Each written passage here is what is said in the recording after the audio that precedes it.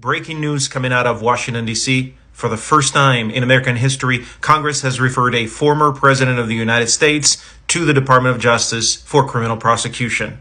The Jan6 Committee has formally referred Donald J. Trump to the Department of Justice for the crimes of inciting an insurrection, conspiracy to defraud the United States, obstruction of an act of Congress, and one more crime related to the January 6 events. A key role in this criminal referral was played by a federal judge's ruling in California that there was enough evidence to determine that emails that had been received and sent by Trump's attorney, John Eastman, showed evidence of a crime. I did a video about that covered that ruling, and you can find that in my profile. As I said in previous videos, this decision is basically ceremonial. It carries no weight. Number one, because criminal referrals from Congress do not have the power to compel the DOJ to act in any way. And number two, because the Department of Justice is already conducting its own autonomous investigation on the facts related to January 6th. Now, most of the findings included in the report, and specifically 15 out of the 17 findings,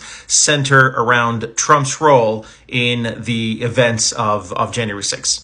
Now, one of the passages in the January 6th report focuses specifically on the role of Donald Trump, and I'll read it directly from the report.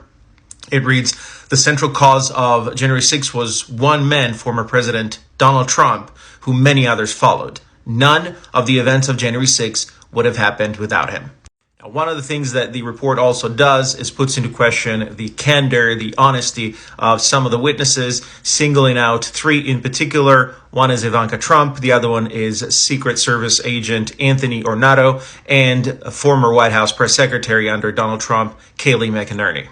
So what happens next? From a DOJ criminal investigation perspective, probably nothing. As I said, whatever was in process before the committee issued its report will continue to progress.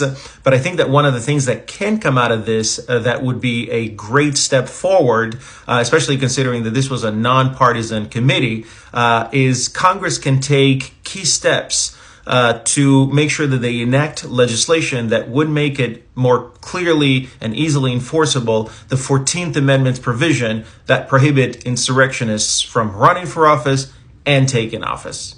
Now, as you know, I believe that each one of us plays a huge role in deciding what legislation is passed in our country. If you believe that that's a worthy legislation, make sure you contact your local representative in Congress and tell them that they need to act based on these findings to make sure that this never happens again.